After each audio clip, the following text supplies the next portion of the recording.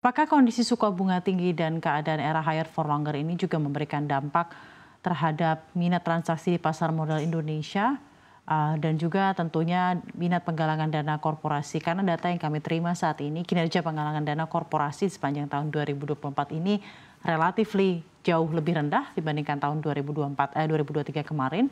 Khususnya untuk tahun 2024 ini sampai April 2024 sendiri, itu penggalangan dana baru ada 54, nilainya di kisaran 77,64 T. Jika dibandingkan tahun 2023, total sudah jumlahnya di bulan April tahun lalu itu sudah di 219 dan nilainya sudah mencapai 250,34 T. Adakah tanggapan tersendiri dari Mas Pramang mengenai data ini pula? Iya, memang tingkat suku bunga ini tentunya berdampak dari sisi kegiatan transaksi ya oleh investor, maupun juga dari sisi penggalan dana ya. Artinya dari sisi transaksi tentunya investor mencoba mencermati ya kenaikan suku bunga ini atau tingkatnya tinggi suku bunga ini, bagaimana dampaknya terhadap tadi emiten-emiten di Indonesia gitu ya. Misalnya dengan tingginya suku bunga, bagaimana kemampuan bank kemudian bisa menyalurkan kredit dan juga kualitas kredit dari perbankannya sendiri gitu ya. Itu jadi satu pertimbangan gitu ya.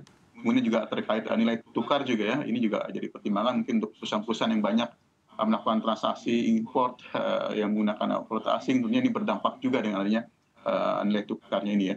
Jadi ini jadi satu yang patut dicermati oleh investor ya untuk bertransaksi, kemudian mereka melakukan strategi wait and see ya melihat perkembangannya. Dari sisi penggalan dana memang juga ini tentunya berdampak ya dengan ininya tingkat suku bunga ya, antara lain misalnya untuk penggalan dana di sisi penerbitan surat utang atau EBUS ya. Ini menjadi satu pertimbangan ya dari sisi issuer ya dalam menetapkan berapa besar kupon yang mereka akan berikan kepada investor ya dengan mempertimbangkan dari suku bunga pasar ya. Gitu ya. Tentunya ini akan meningkatkan cost of fund dari satu perusahaan ya jika tingkat suku bunganya cukup tinggi ya.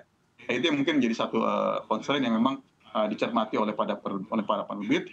Namun dari sisi lain memang yang kami pahami dari rekan-rekan dari perusahaan efek, dari penjamin emisi, bahwa proses persiapan itu terus berjalan ya dari sisi penerbitan surat utang maupun juga IPO saham maupun juga efek ekuitas lainnya gitu ya. Persiapan itu terus berjalan karena memang perlu waktu, namun kemudian juga kita melihat timing yang tepat gitu ya setelah adanya penjelasan yang akan lebih baik mungkin di semester 2 ini akan lebih banyak lagi kegiatan-kegiatan corporate action yang bisa dilakukan oleh perusahaan-perusahaan ya. Kira-kira demikian. Oke, baik. Mas Prama, saya ingin tanggapan Anda mengenai kebijakan dari The Federal Reserve ya.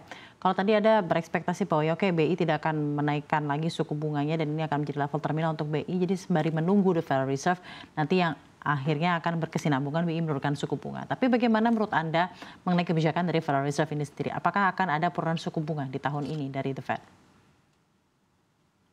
Iya, memang ini menjadi suatu pertimbangan dari The Fed sendiri ya terkait penetapan tingkat suku bunga ini.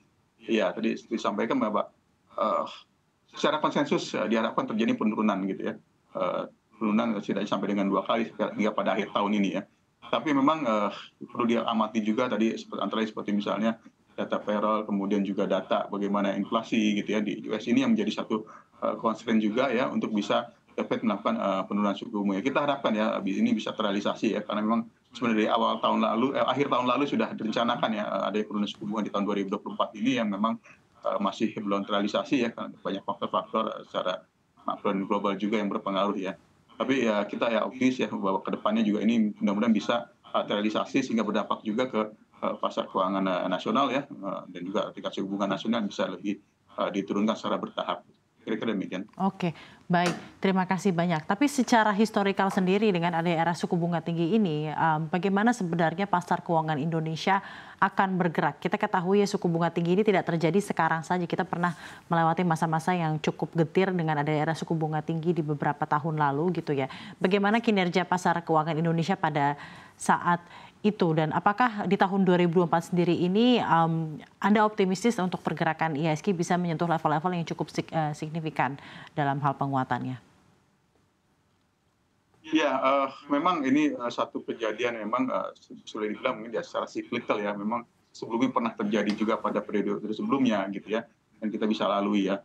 Dan kalau lihat kondisi sekarang juga sebenarnya di sisi Indonesia sendiri sudah lebih baik ya dibanding sebelumnya. Kita tahu bagaimana pertumbuhan ekonomi Indonesia saat ini gitu ya.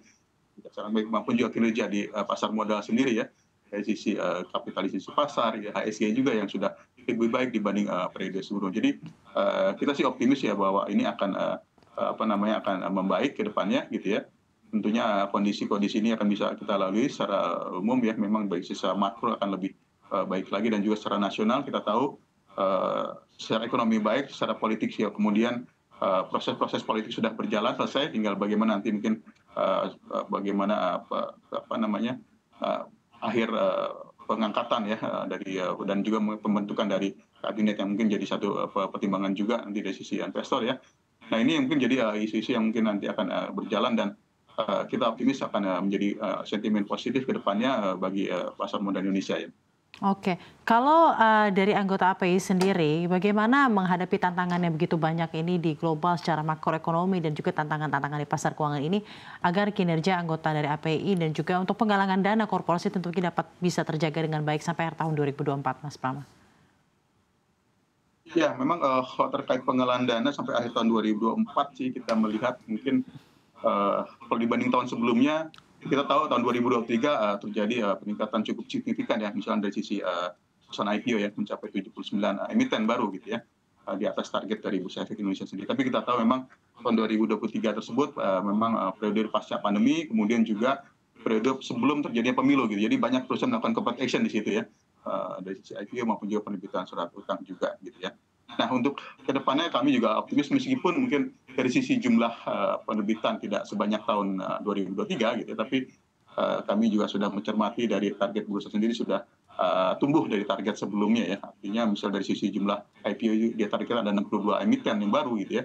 Kita optimis itu bisa tercapai ya, karena dari informasi dari rekan-rekan juga ini sudah banyak yang sedang ongoing proses ya, yang diharapkan nanti bisa terrealisasi di semester 2 gitu ya.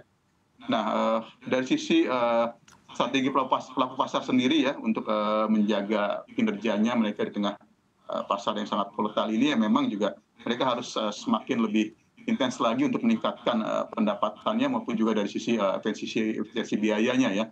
Jadi mereka ya kita berupaya untuk mencari sumber-sumber pendapatan dari berbagai instrumen investasi yang bisa kita tawarkan kepada investor ya. Jadi selain ini juga tadi transaksi di saham gitu ya, secara intens untuk memberikan update kepada investor ya, maupun juga produk-produk lainnya seperti produk derivatif gitu ya, yang bisa kita tawarkan kepada investor ya. Kita sejalan juga dengan rencana bursa untuk mengembangkan produk-produk derivatif yang baru ya, seperti structured warrant maupun juga single stock futures dan lain-lain. Nah tentunya juga di sini perlunya ada juga misalnya peningkatan efisiensi biaya-biaya yang dikeluarkan ya, seperti biaya marketing dan lain-lain, untuk bisa menjaga bottom line dari perusahaan efek tetap positif.